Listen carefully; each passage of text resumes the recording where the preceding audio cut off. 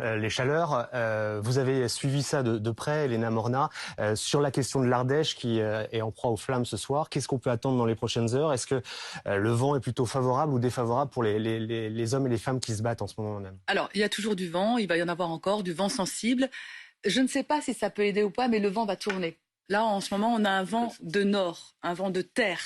Le vent va passer au sud, sud-ouest, donc ce sera un vent marin. Je ne sais pas dans quelle mesure ça peut aider contre la lutte, pour la lutte contre le feu. Toutes les données météorologiques, quand on a vu monsieur le préfet parler devant le poste de commandement, elles sont effectivement anticipées parce qu'on est en lien avec la météo, effectivement, et tout cela est étudié. Le souci, c'est que quand vous êtes sur une phase de lutte où vous établissez sur un flanc gauche ou un flanc droit un dispositif assez conséquent en termes d'établissement de tuyaux, dès lors qu'on sait que cette partie-là va être soit terminée, ne va pas être plus utilisée forcément à 200% de ses capacités parce qu'on a réagi en fonction du vent, il va falloir anticiper le redéploiement du matériel de l'autre côté. Alors voilà, les vents vont tourner.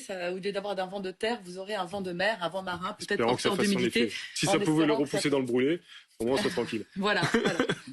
Sans compter les vents qui sont générés par les incendies eux-mêmes. On va retourner sur le terrain, on va retrouver Loïsa Rodriguez.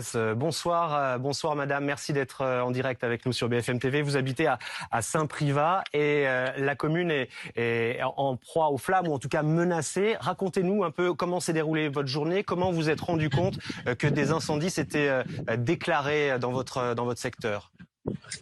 Disons que ce matin, de très bonne heure, j'étais sur ma terrasse et j'ai vu que ça brûlait au niveau de Lussas, la Ville-Dieu.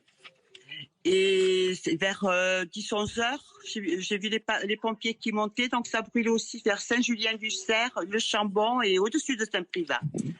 Voilà, et c'est vrai qu'on a vu passer beaucoup de camions de pompiers, on a la police et des Canadaires. Il y a eu beaucoup de Canadaires, on a fait 4 Canadaires.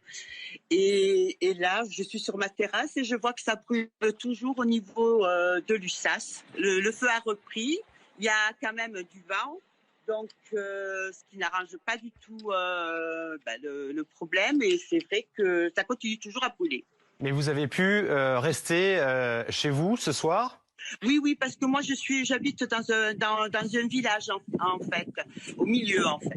Et plus haut en montant, en continuant chez moi, il y a les bois derrière chez moi. Et donc c'est là que ça un peu plus haut, au niveau de Saint-Privat, le Chambon, Saint-Julien-du-Cerf, c'est là où ça a bien brûlé en fait. Mais vous n'avez pas eu de consigne de la part des autorités? Non, moi non. Mais plus haut, j'ai des amis, Sandra et Richard, qui eux habitent vraiment au milieu de la forêt.